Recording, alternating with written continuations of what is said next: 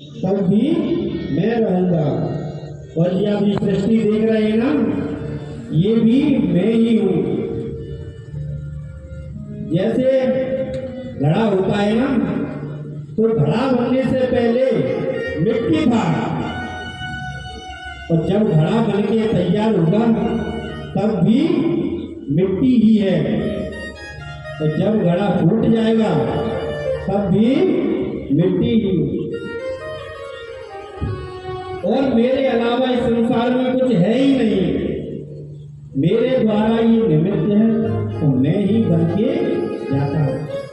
जैसे स्वर्ण होता है ना, स्वर्ण उसके हार बना दिए जाते हैं, जब हार बन जाता है तब भी वो सोना ही रहता है, और जब हार को फिर से मिटा दिया जाए तब भी वो सोना ही रहता है। ऐसे ब्रह्मा जी को नारायण भगवान समझा रहे हैं।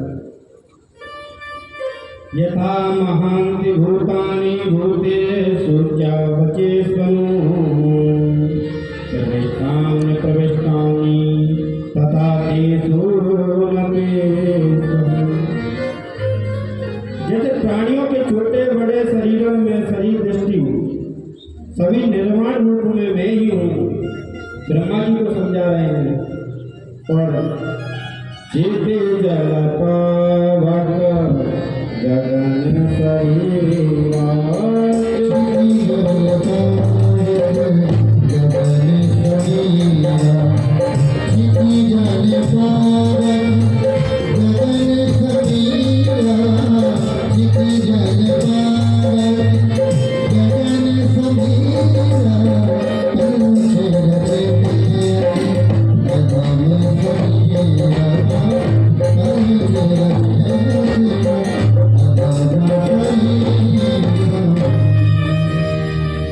ऐसे ही भगवान नारायण ब्रह्मा जी को चतुश्लोकी भागवत का ज्ञान दे रहे। बोलिए भागवत भगवान की। राजा परीक्षित श्री सुखदेव जी से पूछती है, हे गुरुदेव, विदुर जी का मैत्रेय मुनि के साथ आगमन कहाँ हुआ और उनके मध्य क्या वार्ता हुई? श्री सुखदेव जी महाराज कहते हैं, यदा तु राजा स्वसंवान साधु उर्दन्न धर्मेण विनाशदृष्टि रातुर्यविद्धस्य सुतां विबन्धु प्रविष्टलाक्षा भवने ददाह। उस समय उन्होंने अपने भ्राता पांडु के पुत्र पांडवों को लाक्षा भवन से जलाकर मारना चाहा। युधिष्ठिर जी कहते हैं, कुशल योजना से पांडव उस भयंकर लाक्षा भवन की अग्नि से बाहर निकल आए और वेश बदल कर वे एक चक्रा नाम की नगरी में निवास करने लगे। राजा द्रुपद उस राज्य के राजा थे और उनकी पुत्री का नाम था द्रौपदी।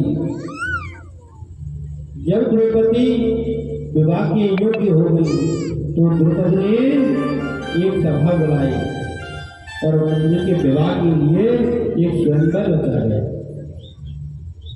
एक मछली को ऊपर टांग दिया गया और नीचे तेल का पात्र रख दिया गया और शर्त रखी गई कि जो भी इस तेल के पात्र में देखकर मछली की आंख में तीर मारेगा उसी के साथ द्रौपदी का विवाह होगा।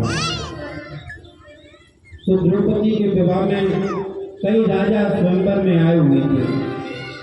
कई राजाओं ने प्रयास किया लेकिन उनसे धनुष उठा भी नहीं। राजा प्रयास करते और उठता नहीं, लौट जाते। उसी सभा में कर्ण पधारा हुआ।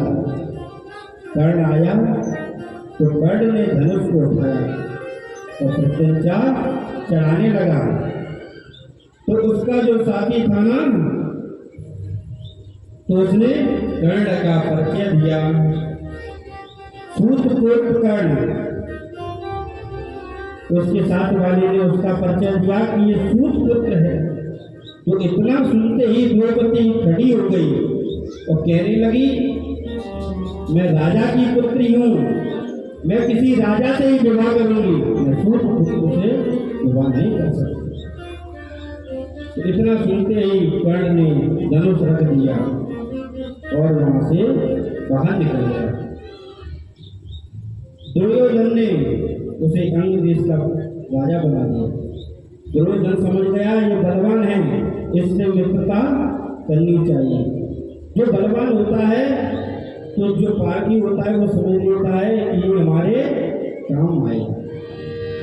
तो दुर्योधन ने श्री कर्ण जी से दोस्ती कर ली, मित्रता कर ली। धर्मराज युधिष्ठिर के कहने पर ब्राह्मण वेश में बैठे हुए अर्जुन ने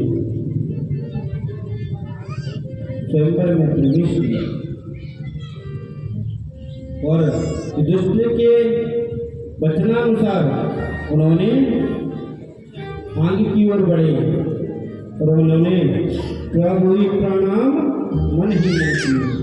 भगवान वहाँ बैठे हुए थे तो भगवान को प्रणाम किया।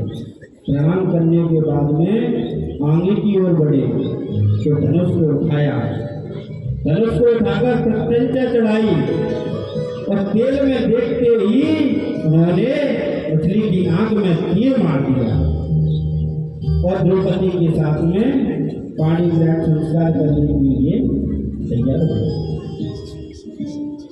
द्रौपदी ने ब्राह्मण के वेश में,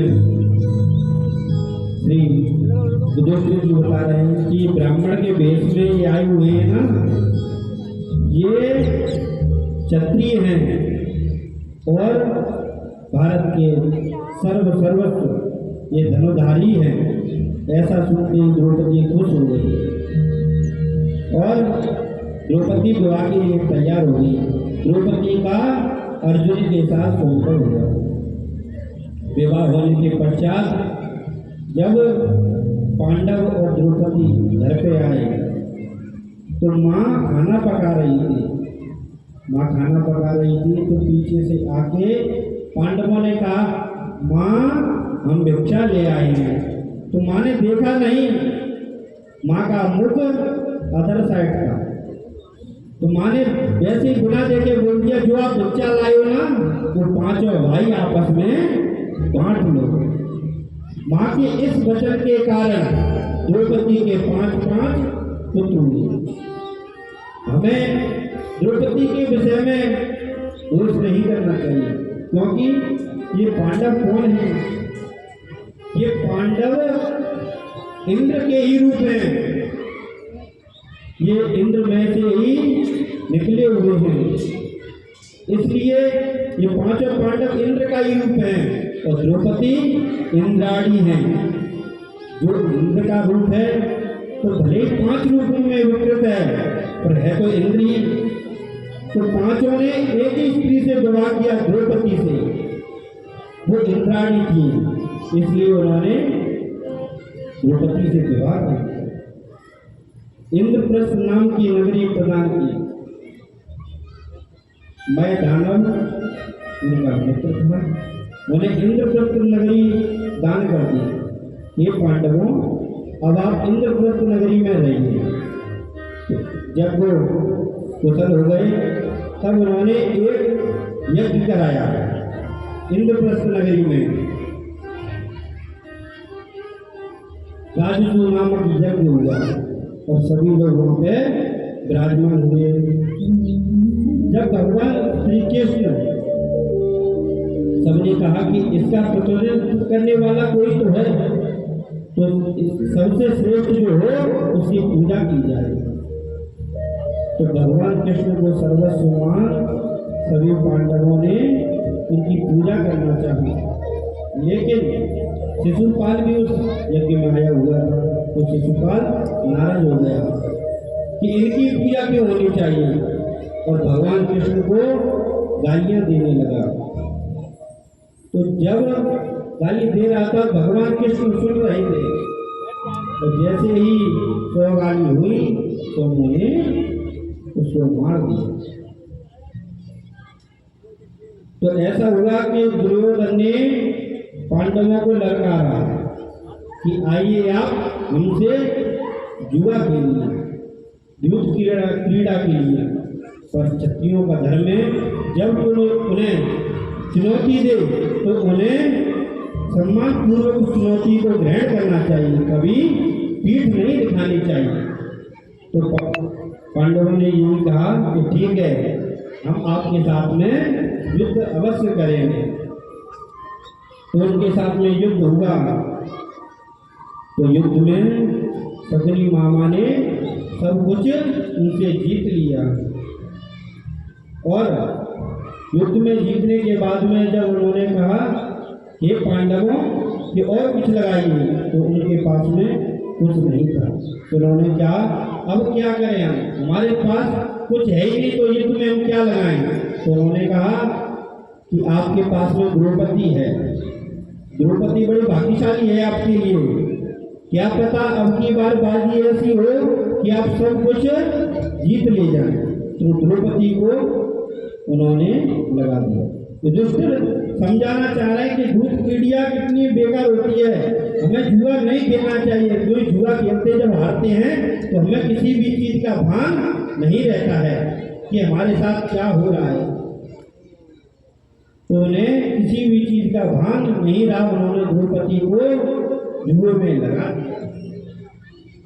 और अगली बाजी हुई तो पूर्व की भांति ही इस बार भी जुआ हार गए।